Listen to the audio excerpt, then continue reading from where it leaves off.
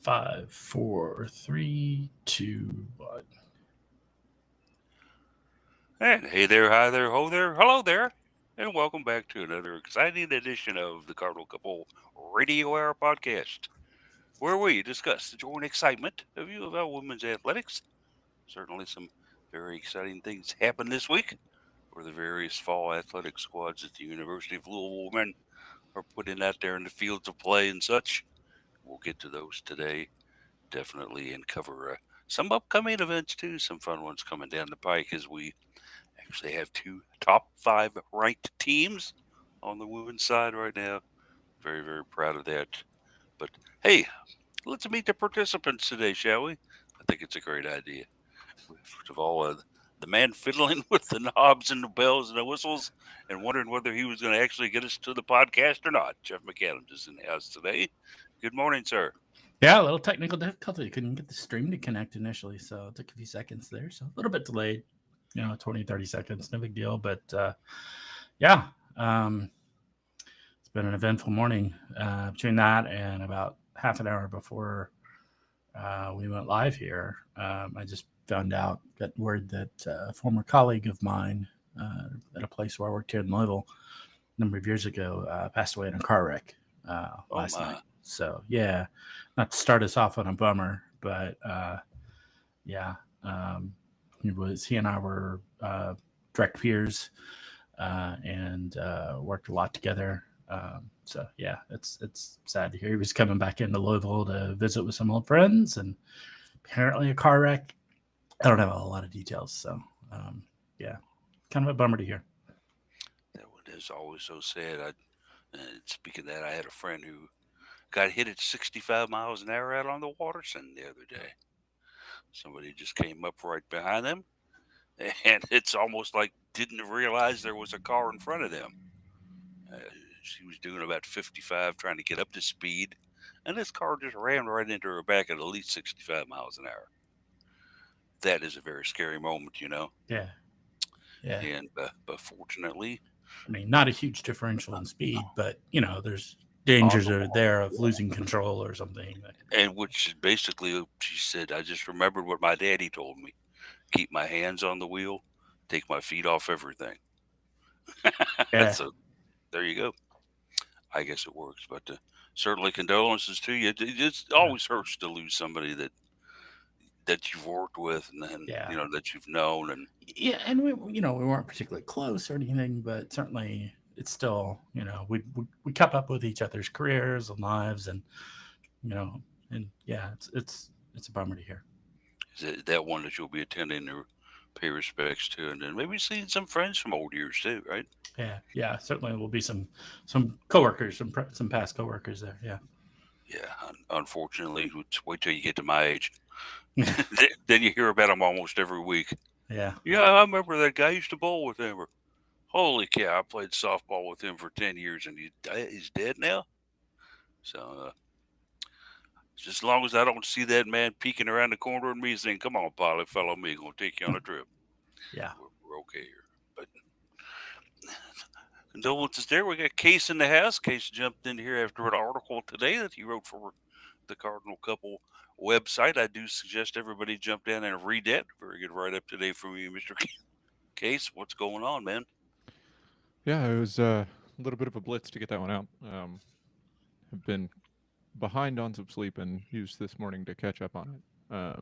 But yeah, that's pretty much it. Was an exciting game to watch last night on the men's side. It was an exciting volleyball match to watch um, between the Louisville Cardinal and the Notre Dame Fighting Irish.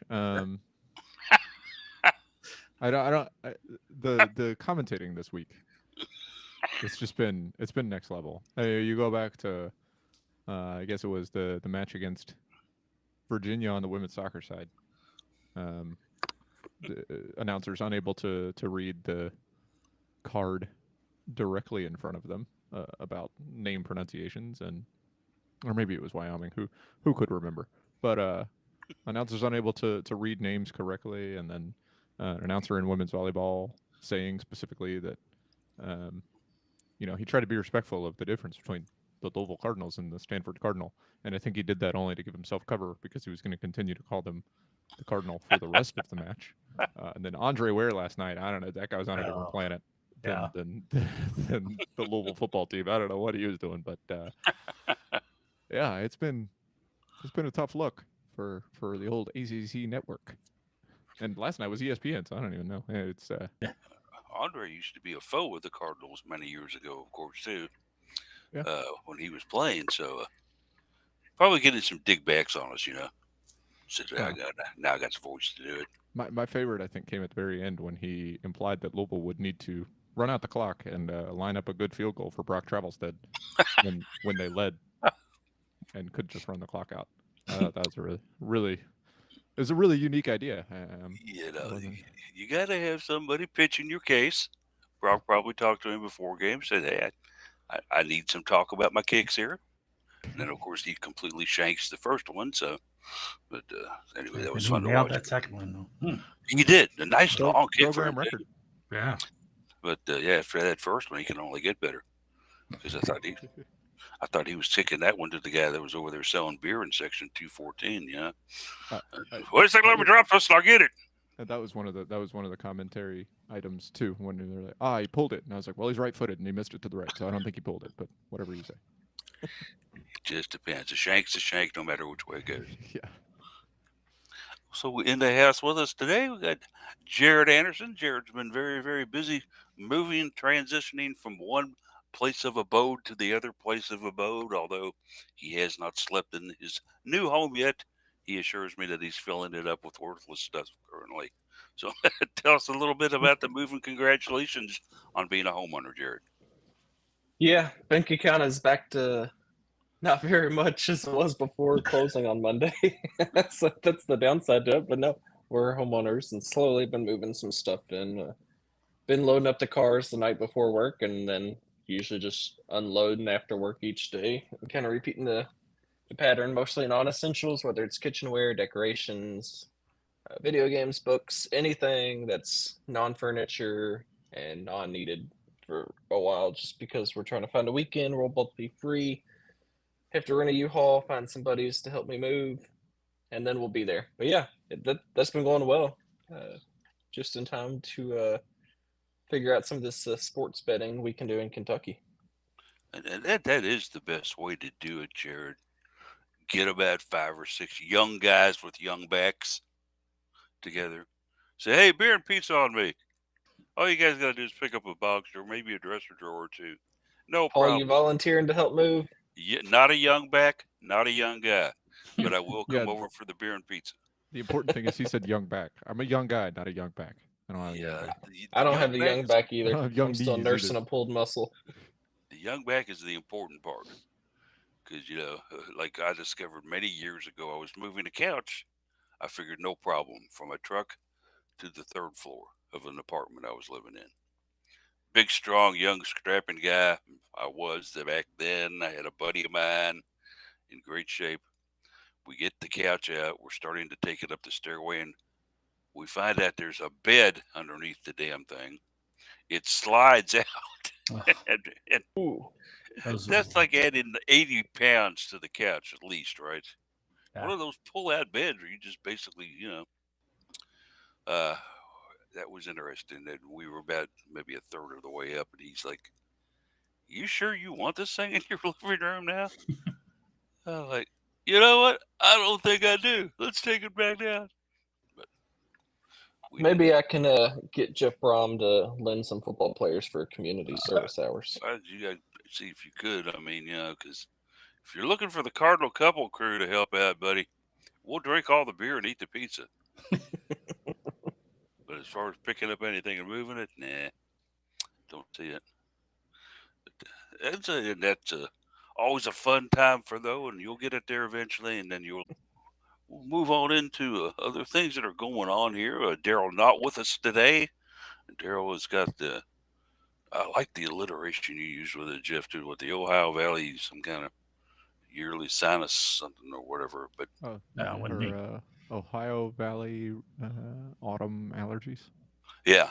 Isn't that what I went with? Yeah. Ohio River Valley fall allergy season. I should have gone with autumn. It would have been better. And that can be serious here for people who do suffer that. There was a time that I did. But Yeah, it's late March and late September. Just good luck. but Have your certainly, Claritin and whatever on deck. yeah, certainly those things do help, but some people it just doesn't help at all, and so they're very miserable for a 2 or 3 week period. And then, of course, you got to watch that the older you get to, because then it gets down into your lungs and you get congested, and then all of a sudden, the next thing you know, you got a upper respiratory infection, and you're popping antibiotics and yada yada yada. So yeah, if you can avoid getting that, do it. Avoid getting that, don't do it. Unfortunately, not everybody can. But so that's the story on Daryl. Hopefully, she'll be feeling better and be back with us. She did turn in a write for us, though. She was able to write, so that was good. And we hope that her health gets back to us real soon. But a lot of fun things have been going on and a lot of fun things to come up. So let's kind of take a look at scheduling and Twitter here, or scheduling and X, whatever Case wants to call it this week. I'm okay with X, but if you want to stay with Twitter, that's fine too. Scheduling, I don't think we should change the name on that. It's still going to be what it is. Calendar Will work. Okay. No, I'm just kidding. I'm just going Hey, to avoid since- using Calendar and media. social media, maybe? Yeah. Since we're on alliteration, hey, it's the Cardinal couple calendar. Yeah, well, There you it's true. But if we look at that, starting with today, I'm going to have to do the month thing. One of those weeks. Starting with today, the Lab and Lou Classic, hosted by Cross Country. It's listed as Louisville, Kentucky, but that is at EP Sawyer, I assume. They don't You're correct. run that anywhere else, as far as I'm aware. So avoid Sawyer today by all costs. Yeah, stay away from that Westport Road area. Probably lots of cross country athletes hitting up Canes after, if I had to guess. Men's tennis is split between the Tuscaloosa, Alabama 4 in the fall and the ITA All-American event in Tulsa, Oklahoma.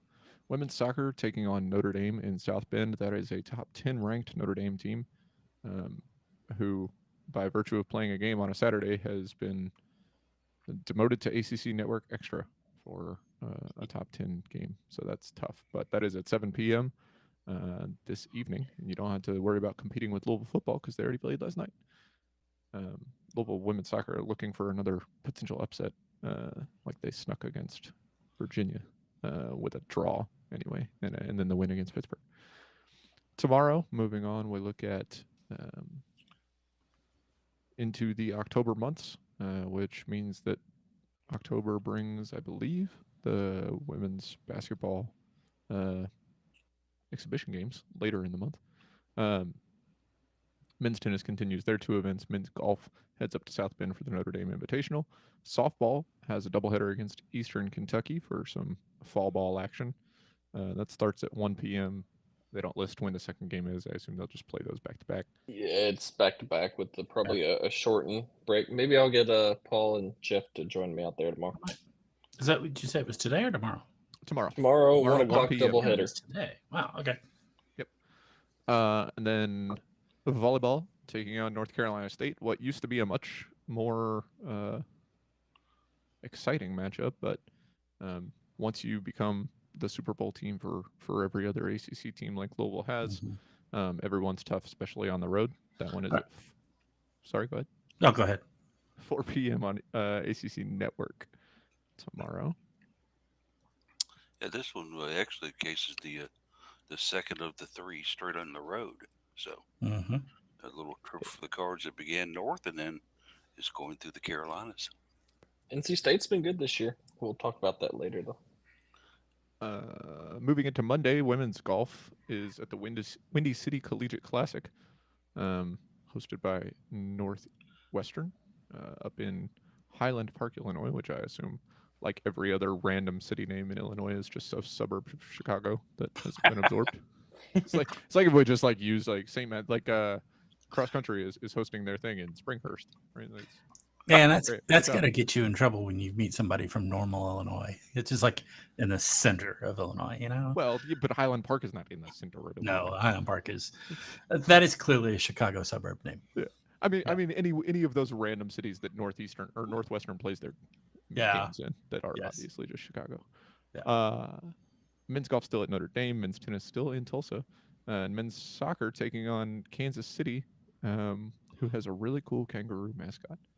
That one is at 7 p.m. on Monday on the ACC Network at home. ACC Network Extra, I should say. Women's golf event continues on Tuesday, as does that men's tennis event, which it looks like it's just going to last forever. It's just the men's tennis event for 8 days or whatever it is. So we'll just gloss on over that. Moving to Thursday, women's tennis goes to Morgantown, West Virginia to take on WVU for a 4-day invitational there. Women's soccer returns home for a big one against Florida State. They don't list a ranking for Florida State here, which I think is just because they haven't put it on the calendar yet. But Florida State is one of the top teams in the country. That one will be on ACC Network Extra on Thursday at 7 p.m. at Lynn Stadium. Friday, swimming is heading down to Auburn. They're inviting Auburn up here to Ralph Wright Natatorium. And that meet starting at 5:30 on Friday. Volleyball, as Paulie mentioned, still on the road. They're taking on UNC at 6 p.m. on Friday. Field hockey, after getting basically a whole week off, will host Wake Forest at 6 p.m. on Friday on ACC Network proper. And men's soccer taking on Clemson. There's a lot of events Friday night at 7 p.m. On Friday. And swimming, I guess, is a split event as half the team is in Dallas taking on a meet hosted by SMU at 7:30 p.m. So as we move into October, the calendar is getting a lot more full with some of those late fall winter sports starting to kick up. Basketball will join it soon, but usually basketball comes after we've dropped a couple of the fall sports off the calendar. So it's definitely getting tight there.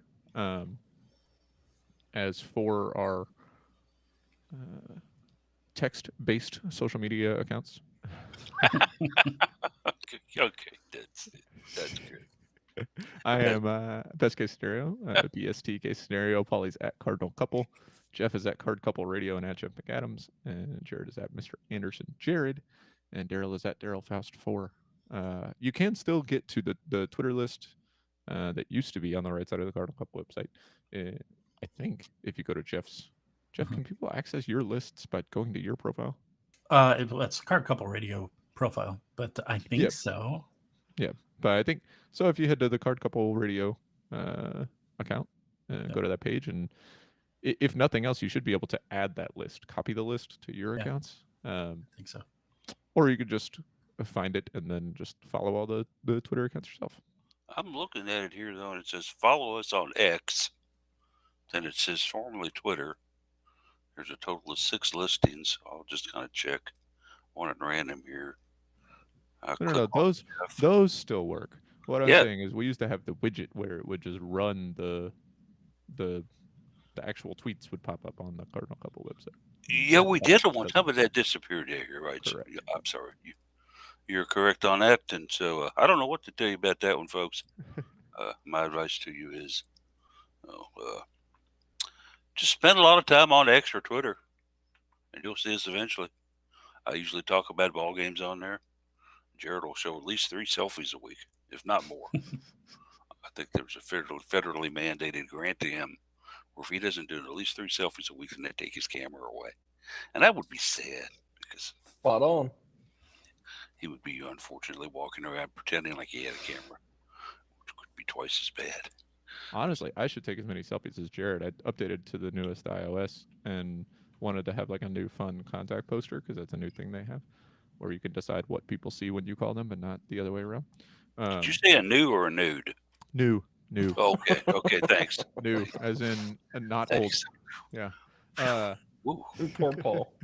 But I learned that most of my selfies are just of me and someone else. So I don't ever take pictures of. I have very few solo pictures of me. That's true. Because I was when we were coming up for a picture, for you to on the webpage, I ended up choosing one where you're pointing at this guy that's asleep in the stands. But there were a couple you told me You might not want to use that one because I don't date her anymore. Those would be very old at this point. Yeah, A month so of my 5th year anniversary. yeah, so I never did. I think I've still got the photo somewhere though. Funny, I've recently, as the fellas were very good about picking me up on this because I had laptop trouble, and my laptop just decided in the middle of me doing something, you know what? We're not going to work, and I couldn't get it back going again. So I ended up calling Best Buy, and they said, "You know what it sounds like?" And I'm like, "No, because I'm computer stupid. Why don't you bring it in and let us take a look?" And the guy looked at me and says, "I think you've got a bad PNY." I said, "Okay, I'm not familiar with the school. Who's their mascot?" The guy said, "No, it's a part inside your computer. Look, I'll show you." And he pops the bottom off and says, "This is your PNI. Guess what? It's not working." Oh, okay. So, Gee, what gave it away? My computer not turning on? yeah, it was stuck on the Lenovo screen. So it's like, "Oh, that's nice. Okay, I know I've got a Lenovo. Could we move on here now? Show me those cute little pictures I get before I get to my other thing." Anyway, it's up and running again now. I have a new PNY. I've also got a new UK and UofL logos on it. And Crosby, Stills, Nash & Young, that's a CSNY to you. We'll be singing on the debut later on.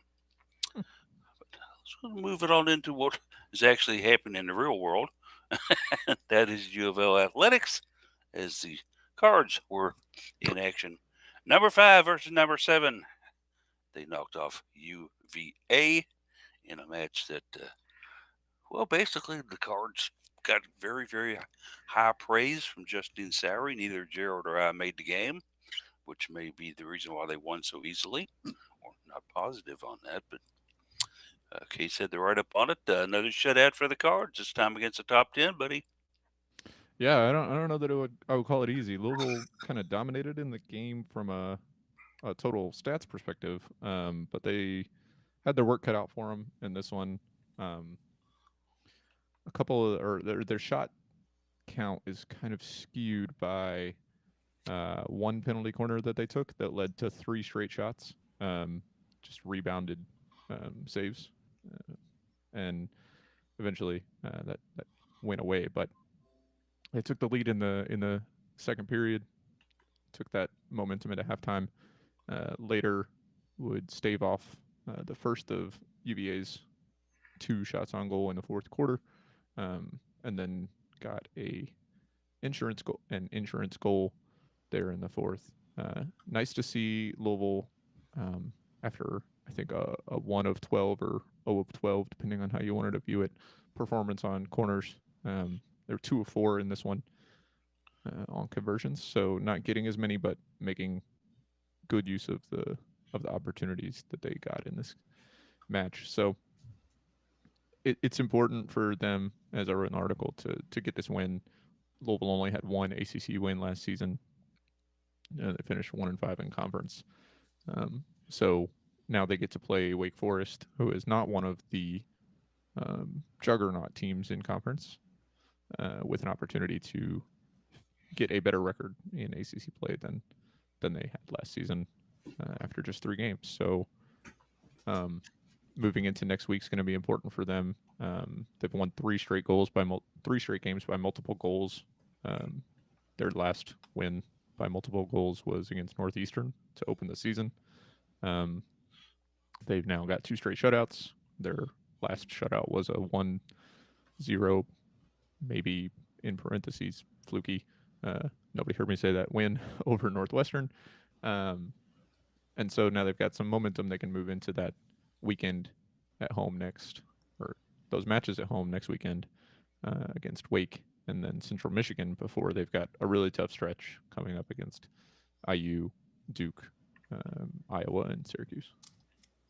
And maybe it's just me looking at this, guys, and Jeff, maybe you can even talk on this, but if the Cards seem to score 2 goals, they seem to be in pretty good shape. They've got 6 wins this year, where all they've had to do is put 2 goals on the board, and they did get the W. Yeah, it is interesting. Lots of 2-0s. The only time, go ahead, Jeff. No, go ahead. That was my observation. It seems that scoring pattern seems to happen a lot. So Well, the only time they've given up 2 goals this year was the one time they lost. So I think part of that is credit to the defense for limiting number of goals, but also credit to the offense for putting up multiple goals, because I thought the offense was probably the Achilles heel of last season's team, because the defense I thought was great last year and the defense is great this year. Just there's a lot more scoring options and scoring threats for the offense this year. So credit to them. The Cards were able to get goals from Minatramonti off a penalty corner. And then the first goal of her career, and that surprised me for as active as she has been, and Izzy Bianco scoring off a penalty corner as well. I was certain she had scored in her career here at Louisville, but as it came out, she had not in the post-game interview. So congratulations to her. And boy, as hard as she works out there, Jared, I would have figured she had at least 4 or 5 goals in her career. Yeah, and that's part of the thing with being a midfielder is some midfielders, especially in a more offensive-based role, will score quite often. And then you've got your midfielders who are more possession and actually really dominate the midfield, like you see with Izzy Bianco. So she was certainly rewarded yesterday with her hard work, and it came off of a little bit of trickery on the corner, kind of a no look behind the back pass that caught the rush from the out of the cage off guard, and Izzy found a ton of space on that. I mean, it was a well designed corner. I think if you had a credit to Justine Sowry and her squad for coming up with that one. It was a look I had not seen from her teams ever. And yeah, Izzy Bianco did exactly what she needed to do there. Great shot. She puts it home, and the Cards, of course, with the W. I would assume they'll remain in the top 5. Obviously, would like to see them move up, maybe a little bit, but hard to say because some teams are playing very well right now, and of course, there's that Big Ten stigma too that we have to have at least 3 Big Ten teams in the top 10. Otherwise, we can't have a top 10. Don't you know that's written in the NCAA rule book? I thought it was up there with your camera law, and I'm pretty sure the NCAA sent that over. So Jared must take the pictures for at least 4 Big Ten teams this year, otherwise we will steal his camera in the dead of night, and he will never take another photo. I think he's Oh, there by we now. play enough Big Ten teams. Well, so let's we're see. You got probably good. Indiana. You can take one of later. Let's look at this. You Well, can if do we're talking Indiana only later. field hockey, it'll be tougher. But all sports, I'd say he's there. Oh, if it's all sports, the number goes up dramatically, I would think. Well, if it's all sports, I've probably shot 10 Big Ten teams across all sports by I'm this point. thinking on, is there a Big Ten team you haven't taken a photo of? I know you've got Purdue photos somewhere, right? Whatever these new Big Ten schools are that join this year or next year. Yeah. Interesting. We'll see what happens 5 years when all the conferences are realigned again. And the Big Ten has now got 42 teams in it. But That's certainly the Big 42. Yeah, the Big 42 to you. But an interesting stretch coming up here. And field hockey, unlike a lot of sports, throws in these non-conference tilts in the middle of the conference schedule, which I'm okay with it. I mean, they're playing, and that's fun, and that's good. And admittedly, our field hockey conference in the ACC isn't humongously large like some of the other sports is. So you have to kind of, in order to get a good 18, 19 game schedule, you got to do that. I understand it, and you probably have to do it, during what we would consider in other sports conference season. All your in-conference stuff's out of the way, but after the Wake Forest visit, that weekend is going to be also augmented by a visit from Central Michigan on Sunday, and then, of course, a couple of days later, the trip to IU, where we go up there each year and every 2 years, and play them in field hockey. So it's, and then after that, Iowa in a couple of weeks. Jeff, it's interesting kind of step out of conference for the Cards after at least getting a conference win. But there's some pretty good opponents mixed in there on the non-conference side.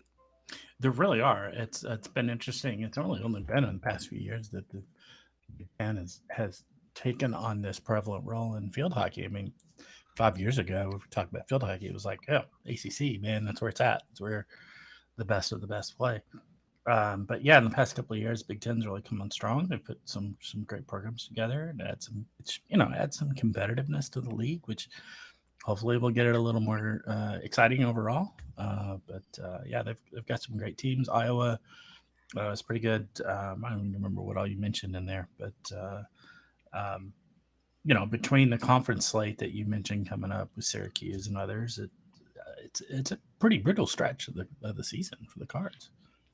It will be nice to have that 3-game stretch throughout the middle of October, leading up for that week. Kind of looking at that week there's actually 3 games that week. Iowa comes to town, and then Syracuse comes to town, and then Appalachian State comes to town. I'm not too worried about App State. I don't know a lot about their program, but they just don't strike fear into my heart like an Iowa does. Syracuse, I'm not really sure. I don't know how strong their field hockey is this year, but They beat us twice last year. I say they've been good. And So they there weren't you very go, strong yeah. last year. There is a problem there with them then. But it's a team like Louisville is so. I guess we were talking about this earlier.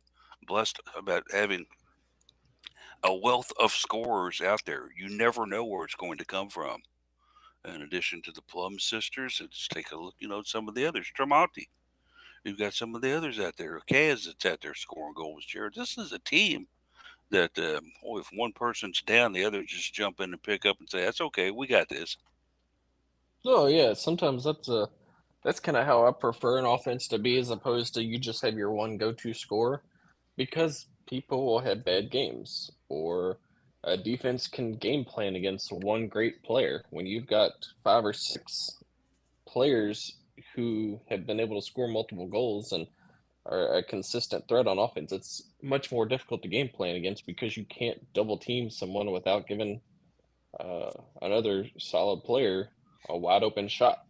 And it's played to our advantage this year. Of course, we've been riding on Amy Plum as kind of the leader, and rightfully so. I think she's done a phenomenal job in her career at Louisville. But like you mentioned, you named off so many other solid players that have posted some great numbers, and it's worked to our advantage this year. And that's why we're seeing Louisville average about 2 goals a game right now.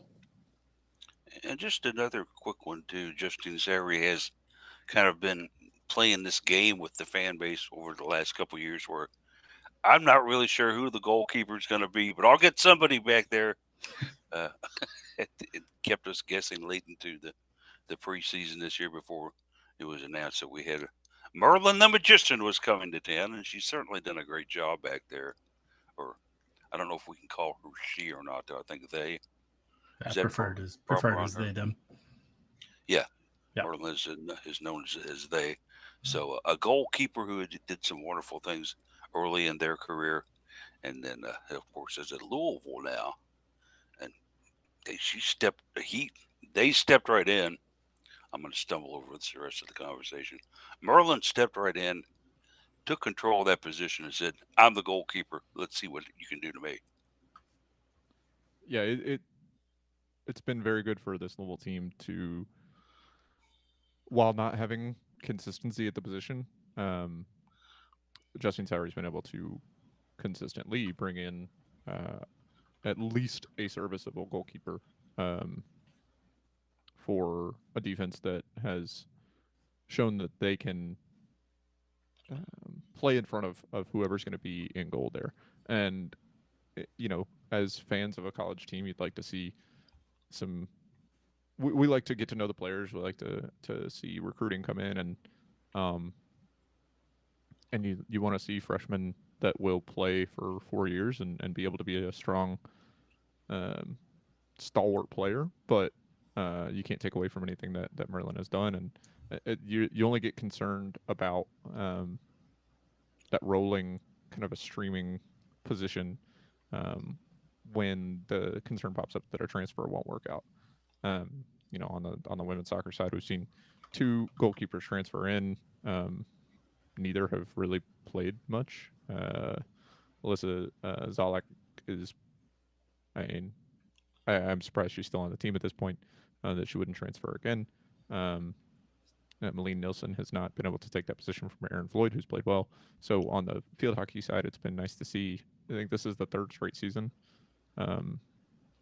that they've had to resort to a transfer goalkeeper, like you said, brought in very late in the process, Paul. And Merlin has stepped up and has played very well against a tough schedule. It's a pretty easy transition when you have defenders back there like India Reed and Julie Cowheiser, who can really hold down the fort and park the bus when needed to take a lot of the pressure off. And then your defensive captain still goes to Julie Cowheiser, which I kind of mentioned this during the game yesterday in our group text when Cowheiser got the green card and had to come out for a couple minutes. How quickly and brilliantly UofL's defense, especially Tatum Kroon, tried to play keep away right along the sideline, knowing you were down one of your top defenders, and also just take some of the pressure off Maryland there in the cage. And as soon as Cowheiser came back in, UofL went straight back to their normal offense, and Cowheiser was captaining everybody, telling them where to go, and right there back talking to Maryland again, is seeing what they needed from the cage and what they needed from the defense. And just to kind of, I guess, close the book here on field hockey before we move on, Jeff is dribbling his volleyball off the side of the wall in the house, so I'm getting the sign it's time to go to volleyball. But the Cards have lost once this year in field hockey. That's it. Yeah. This is a top 5 team in the country. Okay? Why not get out there this next weekend? It's not going to harm you. It could be fun. You'll get to see us most likely play a very competitive game against Wake Forest. And also, maybe it could be a blowout against Central Michigan.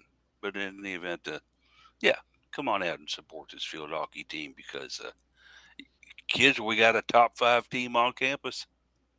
Actually, we've got 2 of them. So, volleyball is not an easy ticket to get. Go watch field hockey. Yeah. Free admission. Yeah, Wake Forest is the only unranked ACC team. All other 6 ACC teams are ranked in the top 12 right now, which is phenomenal. But I still don't think that's any discredit to Wake Forest. I think it's just how tough the conference is. So that'll still be a tough match either way. We humbly invite you to come out and watch this team play.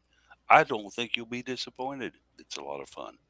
And Paul will pay you to run through the water cannons. And actually, Jared is going to take on the water cannons at halftime now. Part of the new contract that he signed with the ACC is that they will have another photographer take 10 photos of Jared taking various shots from the water cannon in different positions, including the memorable, "It hits me full force in the butt and launches me over that stadium into the street." I can't wait to see that one. That could be We'll fun. see how hot it is outside and how close I'd like to get. He's in the air. He's flying. What a caveat he gives when the calendar turns to October. Oh yeah, maybe if it's hot enough, I'll get in front of him. I've stuck my hands out enough over there when the cannons hit the dugouts that I'll. He's toying with it. He's toying with it. But I just want you to sit on one and rotate all the way around on it. Boy, could that be fun. Moving on to an indoor sport. At this time of year, what you say? Yes, I do. It's volleyball.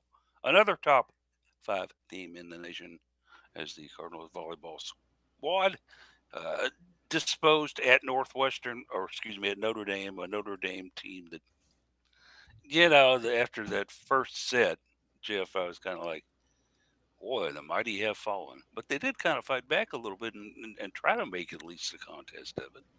Yeah, they did a little bit. I kind of chuckled earlier, Case, during the scheduling on Twitter. You called this an exciting game, and I kind of don't think it was. I thought it was kind of a dull game, honestly. Great outcome, but it was not super competitive, and that's kind of where Notre Dame is right now. They've been trying to rebuild this program. They've been through about 2 or 3 coaches since Debbie Brown was there. And that at the end of her tenure is when they really kind of imploded as a team, and they just can't seem to find the right combination of things going on up there. It's exciting if you just want to watch your team dominate. Well, yeah, okay. That's fair. or see in what new way they might try to shoot themselves in the foot like they tried to do in the third set. Yeah, true enough. But it's It was a good. It was. I say it was a good win. It was a win. Got out of there with a win, with no real problems. The team played well. You can't complain about it. So PK had a phenomenal day. She just lit it on fire. I saw somebody comment online, I think it was on Volley Talk, is like, what did Notre Dame do to PK? Because she just lit them up. So yeah, what can you say? It was not super competitive. It wasn't expected to be. That's what's going to happen at Notre Dame until they kind of get their program kind of put back together. And in this one, the Irish were actually blessed with a negative hitting percentage. Yeah, I think like in the first set they hit like negative 260. 260. Yeah, I mean that's just ouch. Credit some of our block on that, but also we only had 9. Yeah, I was gonna say, but it just was they were just missing shots. Saw a lot of them. I saw they were trying to go line a lot and were missing just a little bit wide on that line shot. So I don't know, maybe a little work on that in practice might help them out. But yeah, this I watched it and yay, go Cards, but it wasn't a super exciting volleyball game to watch for me at least. So I'll take those. I'm okay with it, but on the other side, Louisville only shot 250, or hit 250, I should say. They tied Notre Dame 9-9 at blocks, so 7 of those unforced errors, and some of those blocks were why'd you just hit it right at them kind of swings. But overall, Notre Dame hitting minus 215 on the match, or minus 115 on the match. They hit minus 180 in the third set as well, barely cracked 0 at 0.028 in the second set. So, like you said, it was not competitive from there was not competitive from the performance of play side, and Louisville just kind of made some not great plays from the serving line, hit into some spaces that they shouldn't, and kind of let Notre Dame hang around, which was a little concerning when they talked about on the broadcast how Louisville just lost focus against Stanford in that the third set, starting in the third set, in the Yum Center, and then just couldn't get it back. So to see, they come out, they dominate in the first set against Notre Dame, and then the second set, it's kind of like, well, what's going on? Third set, they win 25-16, so still pretty well in hand, but they started the match at 9-1 against, or 9-0 against Notre Dame, and then they got out to 9-0 lead. Yeah, still only ended up winning that one 25-12. So which betters are the lead we had against Pitt the semifinals last year, which we finally gave them 1 point at 8 after 8-0 they scored. That was the third, or that was in the fifth, right? That was in the fifth set, yeah, which means we actually switched sides before Pitt scored. Yeah, if you remember.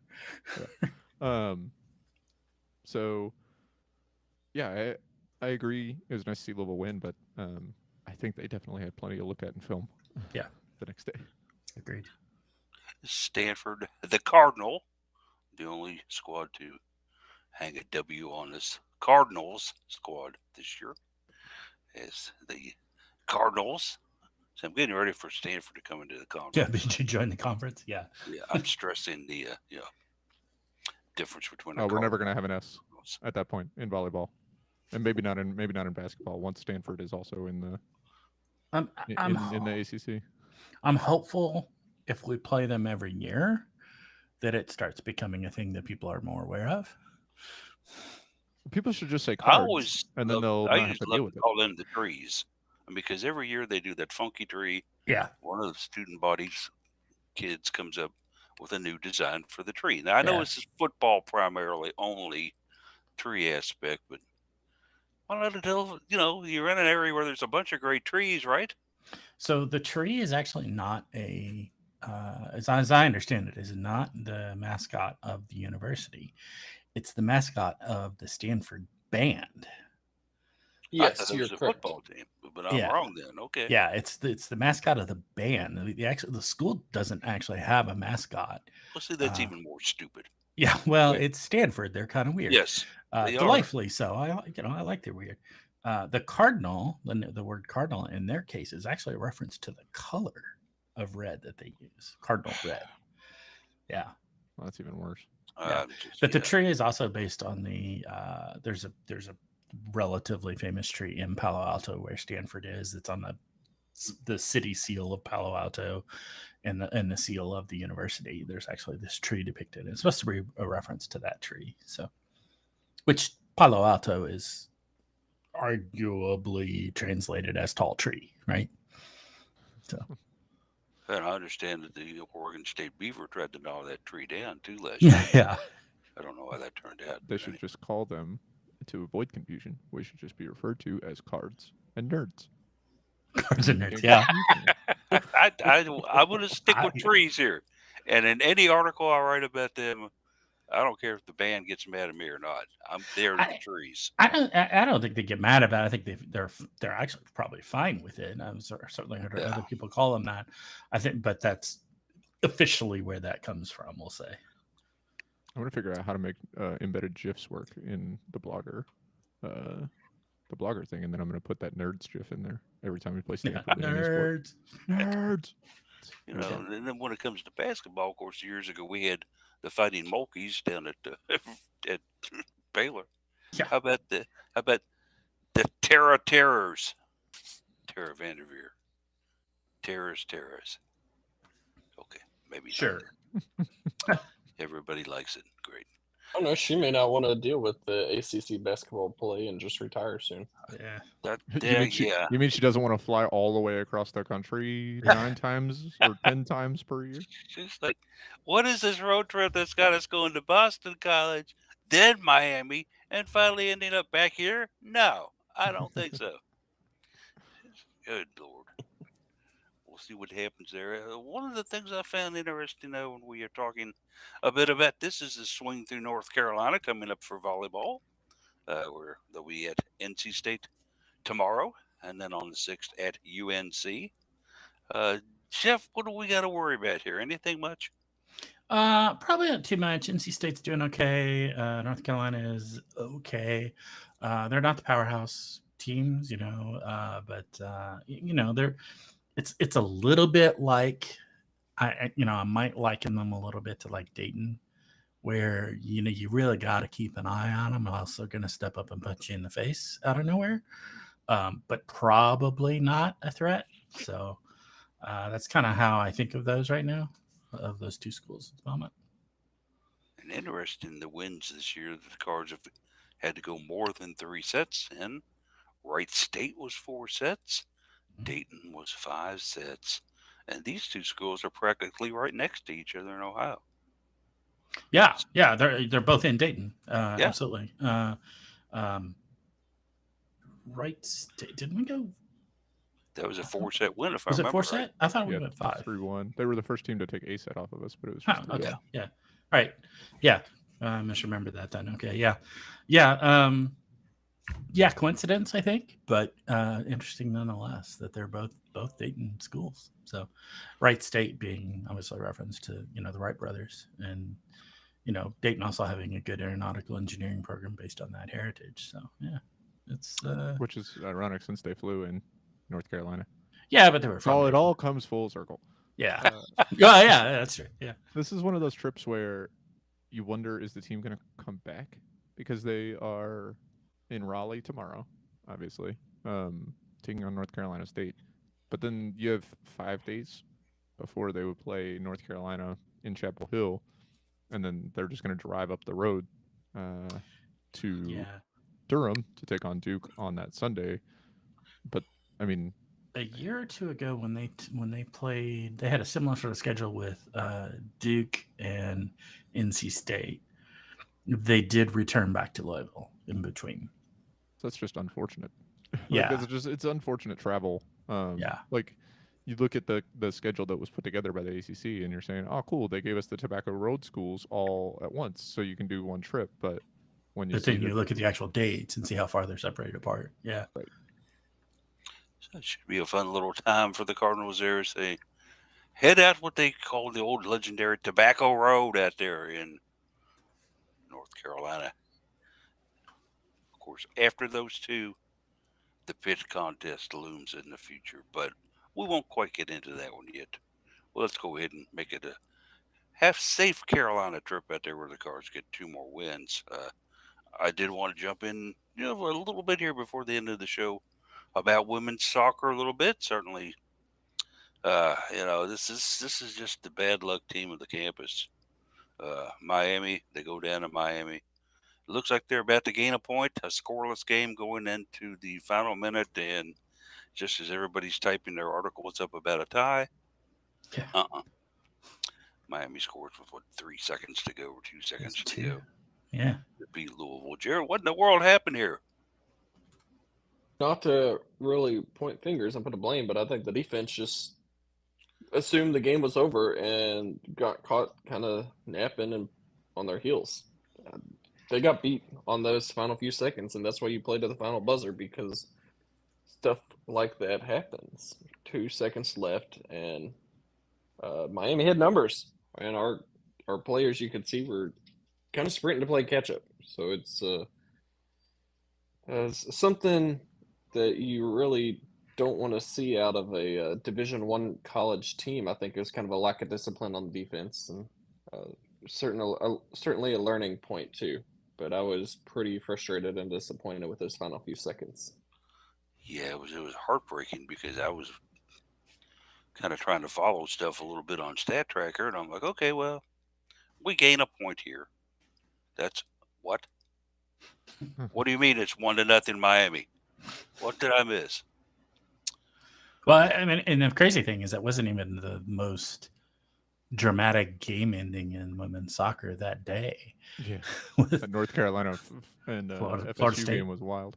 yeah. I'm trying to figure out what is in the water this year, because so you look at those two happen on the same day, which are final 5-second winners.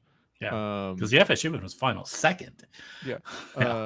Last night, Clemson does it. Earlier this season, Louisville men's soccer did it to take a draw off of Syracuse. Louisville,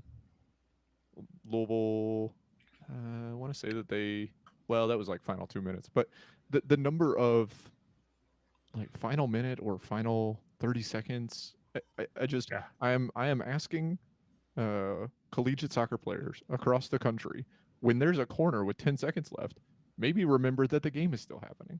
Like, I don't understand why everybody's just like, oh yeah, they're gonna run the clock out. No, they're not. They're gonna go kick it, and they're just gonna see what happens. There's a good one on the men's soccer side the other day. Clemson Virginia Tech corner with a few seconds left. Yeah, that's the one I mentioned. It hits the defender in the face and ricochets into the net. Yeah, that was tough. That was. I think that was tough for both the defender, who got kicked in the face, but also for the attacker, who tried that half volley and was going to miss by 8 miles. Like, I don't know where that kick was going to end up if the defender hadn't been standing there. But it is amazing stuff. Absolutely so. The Cards women's soccer squad, they're 1-1-1 in their last 3 games. I think that's the best thing you can say about them right now. Headed up to South Bend to take on the Irish. That'll take place today, a little later on.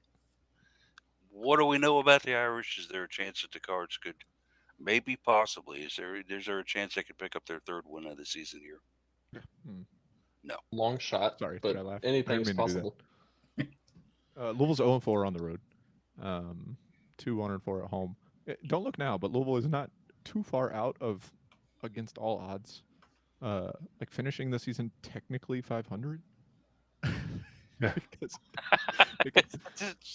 it's a chance, sure. If they tie a bunch more games, they're 2-5. They need a couple more wins, and they need to avoid losses. So that's going to be a hard part. But 2-5-4 on the season. Notre Dame's good, and you're playing them on the road. But Louisville has, they've done some random stuff that looks good, as opposed to some random stuff they've done that looks bad. They should have taken a win off of Virginia a couple of weeks ago. That was a home game, but they led 1-0. Lost some focus there at the end. They followed that up with a surprising win against Pitt, only the second time they had scored. It's even worse than the second time they had scored 3 goals. Only the third time they had scored multiple goals in a game. And then you look at Miami, and going into that game, you're thinking that should have been a win. During the game, you're thinking it at least should have been a draw. And like we talked about, unfortunate there. So Louisville's next 2 matches are going to be really difficult, taking on Notre Dame and then Florida State. But, I think that Louisville has been looking most of this season to not get blown out, and they haven't gotten blown out. So they lost 2 matches, 0-2. Everything else was a loss by just 1 goal. And so you go into Notre Dame and you say, look, we're playing a top 10 team on the road. We're going to go back home and play a top 10 team at home following that. And so you see what kind of momentum you can carry in there. I'm not going to try and look it up and do the math right now, but I would say it's extremely likely that they're mathematically eliminated already, even though they're 1-1-1 conference. You look at the next 2 matches, they're probably not winning those, which is going to make it tough to make the top 6 over the remainder of the season, given what we've seen out of the team so far this year. So, I don't know. I think it would be nice to get some clarity about what the future looks like for this women's soccer team, so that we can Do you hear kind the of start bell to look ringing? ahead. Case, is the bell ringing for KFD? Is it kind of like her last go around? I've had several people ask me why she's still there. I've defended her as best as I can for the body of work over all these many years, but we're having a lot of success with some really good sports programs on the women's side on campus. Why can't we get women's soccer there? Yeah, and it's almost, I don't want to say inexcusable, because there's all kinds of things that are happening, especially at the collegiate level in athletics. But it's not clear to me why, at the time when Louisville should have had an even larger leg up in recruiting and in talent acquisition and capability with the introduction of Racing Louisville to the area, and what that would mean for youth women's soccer in the area and the ability to play in the off season together like they have been. Louisville has just been flat and or going backwards as far as competitiveness in the league since then. So that's not clear to me why that's happening. When I look at this season, you watch and you see some lineups that work and then mysteriously aren't played again for the rest of the game or in the next game. A lineup that's working or a sub pattern that's working, and then it just changes for no reason. It's hard to build consistency and get the team to have some momentum and to be able to work forward if everything changes every single game and every single half. And so it's not clear that that's a coaching thing, right? Like the players are not changing themselves, changing the sub patterns, not changing the formation. So, I don't know. They've not been able to put anything together, but it's not hard to see why when the lineup. I think they've run out 11 different lineups in 11 games so far.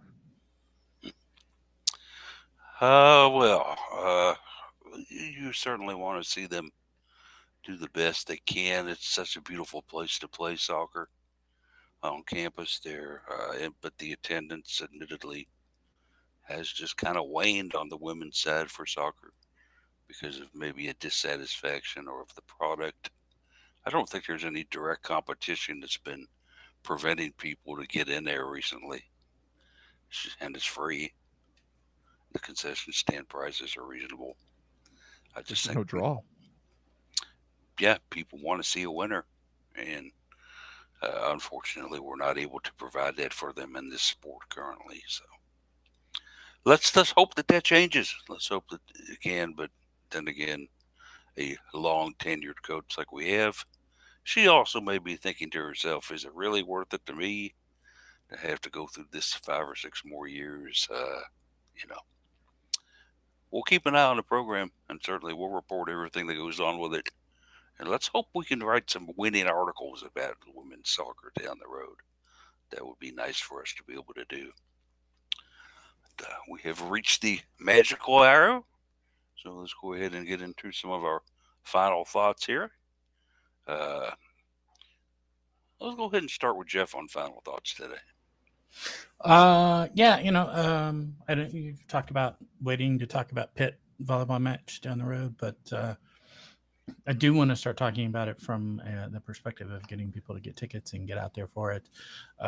Louisville Athletics is looking to break their own record that they set earlier this season against Kentucky for attendance. So and that was 12,700 some. I think we got a good shot at it. This is a big match. It's an important match. It should be hopefully very good volleyball to watch and competitive, unlike Notre Dame. Let's just want to start encouraging people to go ahead and get your tickets and get out there. It's a fun place to watch volleyball when there's 10,000 plus people. It was a little empty when it was 2,000 down there, but when you can get 8, 9, 10, 12,000 people, man, it really rocks. And it's a lot of fun. So it is indeed. It's a blast. You just got to be really careful if you're sitting on the sidelines. Yeah, don't get hit. Yeah, it's true of always with volleyball. Yeah. So, but yeah, in any arena. But I think C.L. Brown owes me his life. I was able to deflect when I probably could have decapitated him in that match that they had against Stanford. So anyway, but true, yeah. Let's just go on at it. Let's go show up for it.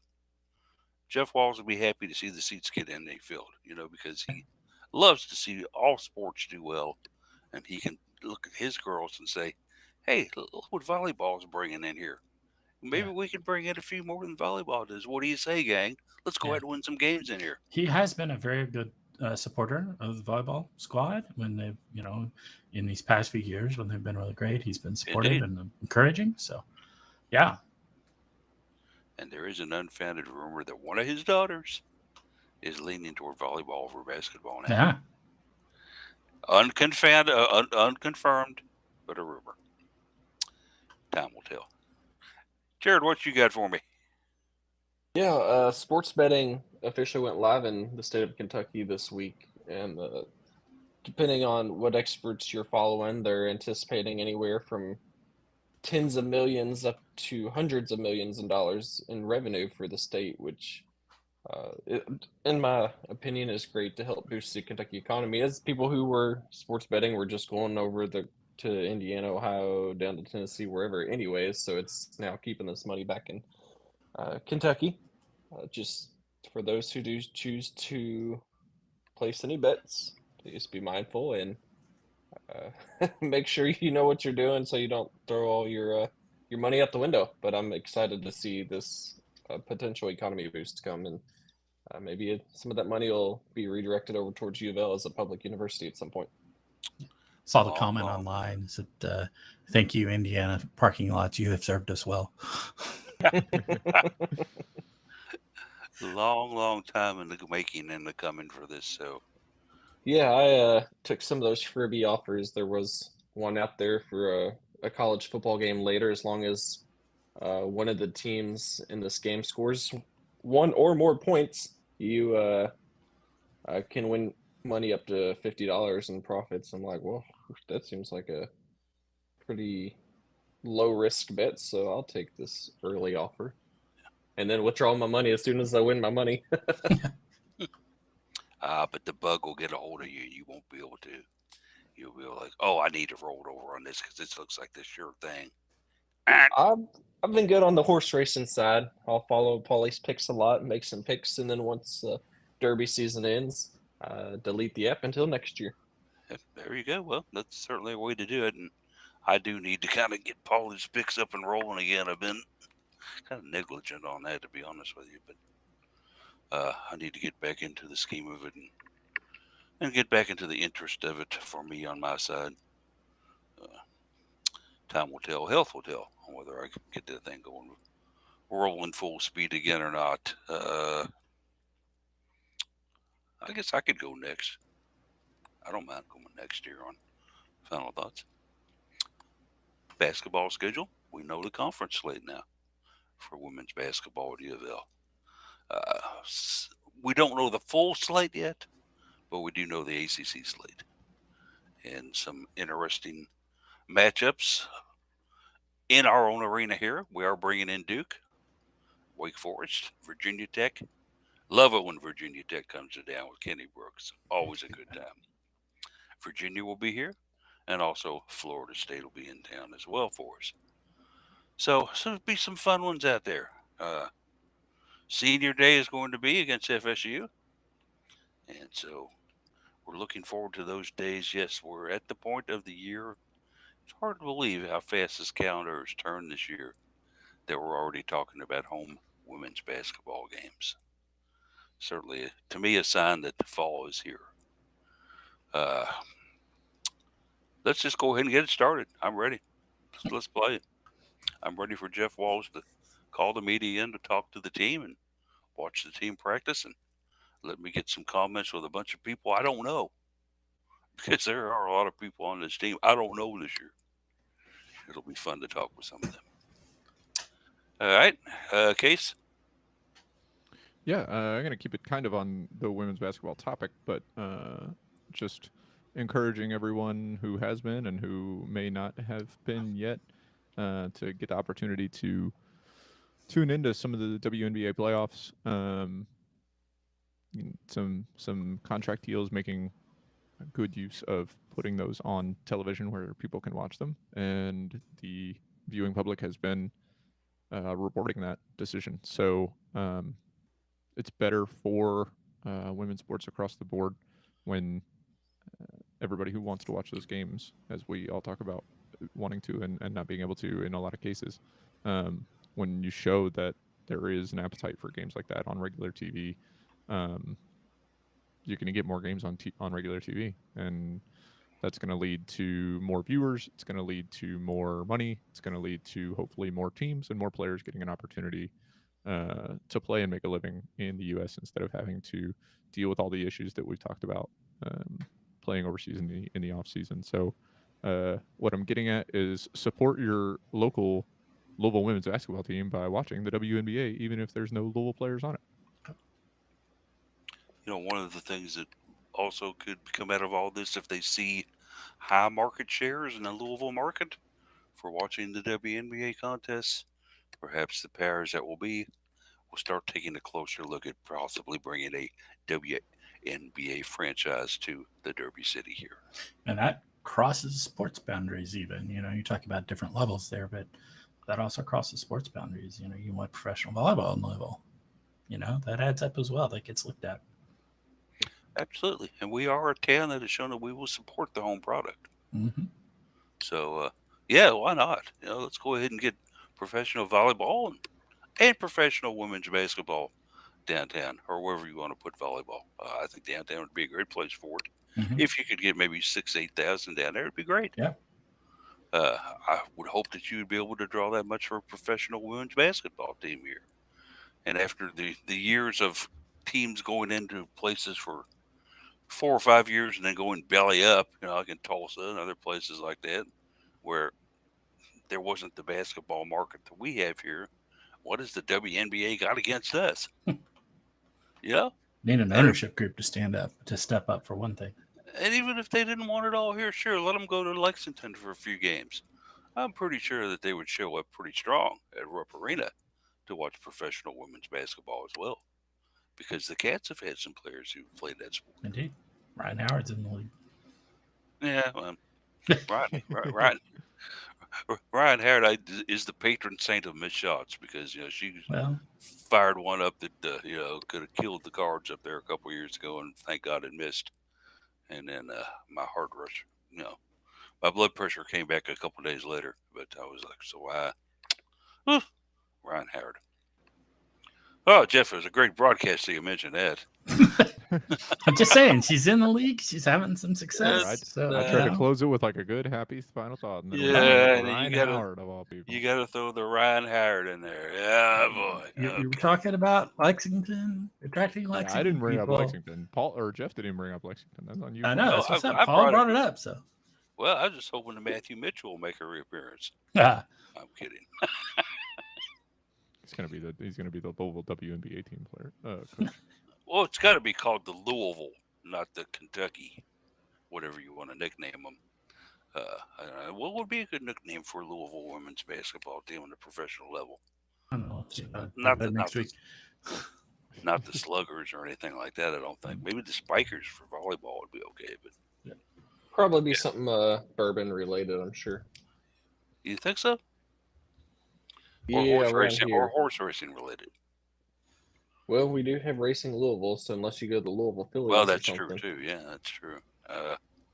I don't know. We'll put somebody to work on it, and if it ever happens, then we'll go to them first. We'll see. Yeah, the Louisville Cardinal couples. That's as bad as the Fighting Mulkeys. You know.